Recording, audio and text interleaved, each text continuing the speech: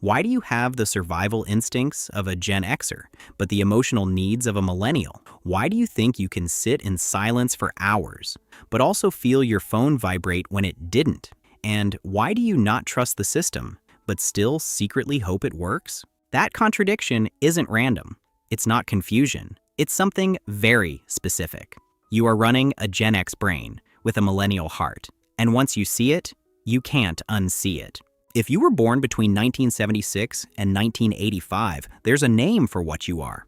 A Xennial, not quite Gen X, not quite millennial, something in between, something that never fit either box. And now you're about to understand exactly why. A question came up in the comments that I haven't been able to stop thinking about.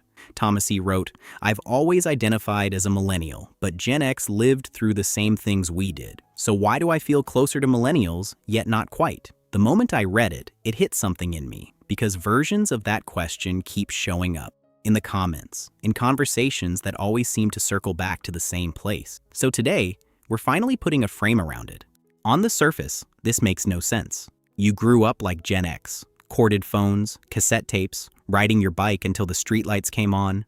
No GPS, no constant contact, no safety net. You knew what it meant to be bored, really bored.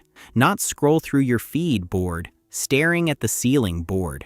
And somehow, that was okay. So logically, you should feel like them, but you don't. Something in you leans the other way. Your brain says, handle it yourself. But your heart says, why does this feel so heavy, alone? That split is the entire story.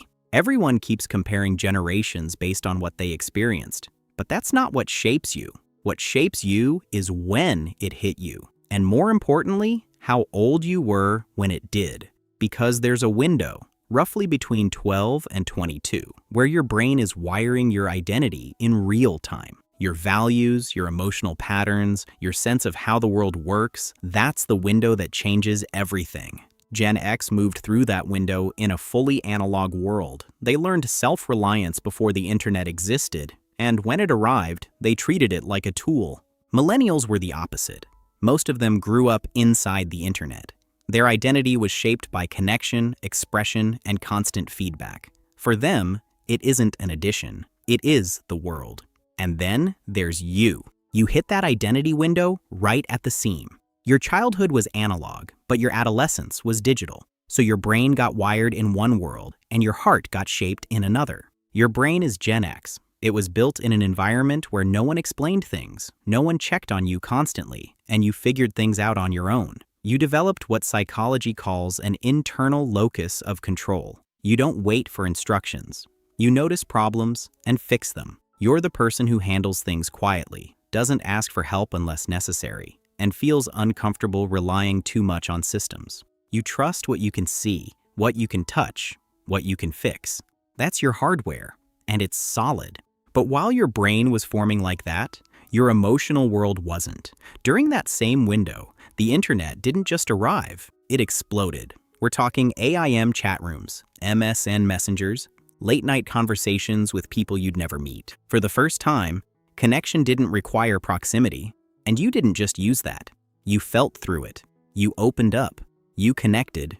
You stayed up at 2 a.m. talking about things you never said out loud in real life. That rewired your emotional system. You developed a millennial heart, one that craves connection, understanding, emotional presence, and stability, even if your brain doesn't fully trust it. And the world you were connecting through wasn't a dark one, not yet.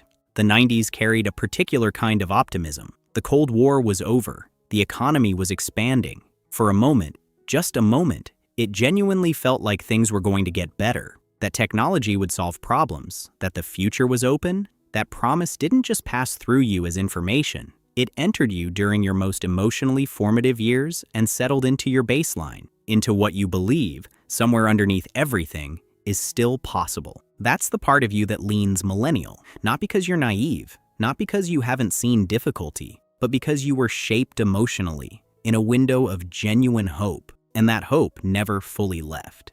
It just got harder to access. If you look at your cultural DNA, it's all there. You listened to Nirvana, but you also watched Friends on Thursdays. You understood emotional detachment, but you also believed things could get better. You carried both at the same time. the sense that nothing really matters, and the hope that maybe everything could work out. That contradiction didn't exist before you, and it doesn't exist after you. So now you're walking around with a brain that says, be independent, and a heart that says, stay connected. A brain that says, don't expect too much, and a heart that says, but what if it works? And that creates something most people don't understand. You look functional, but internally, you're running two completely different systems at the same time. Think about the last time someone asked how you were doing. Your brain answered immediately, I'm fine, I'm handling it. But something underneath that answer wasn't so sure. That gap, right there, that's the two systems in conflict. One managing, one quietly aching, running in parallel, yet never quite syncing. And then the world changed again. Your Gen X brain was given a blueprint. Work hard, stay consistent, and things will stabilize. But halfway through, the rules changed. The digital economy, unstable careers, constant comparison, and no clear finish line. Your brain adapted, but your heart didn't. It's still waiting for something that was promised but never delivered.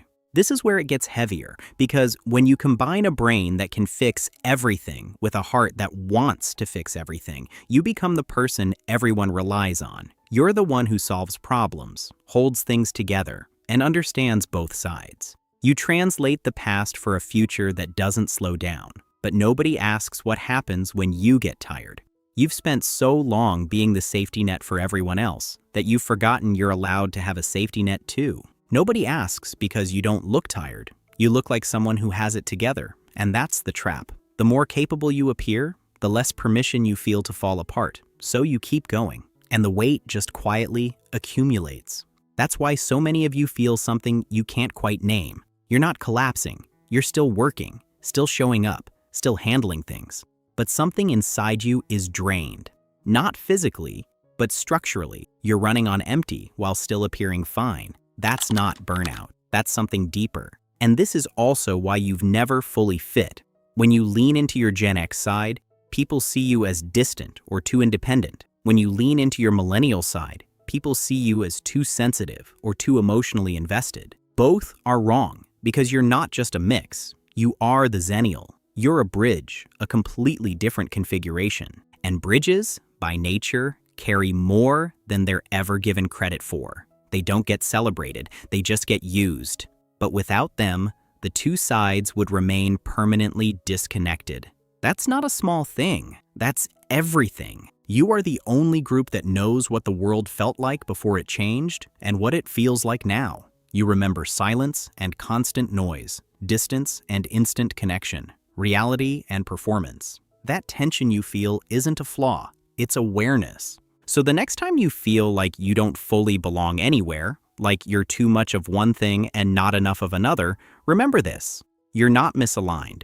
You're positioned right between two worlds, able to understand both, carry both, and navigate both. And that's not a weakness. That's a role. If this put words to something you've felt for a long time, stay here. A lot of what we're unpacking in this series is coming directly from you, and we're just getting started. Nobody handed you a guide for this. There was no manual for being between worlds. You figured it out anyway. Take a breath. You're exactly where you need to be. And as always, please remember, you matter.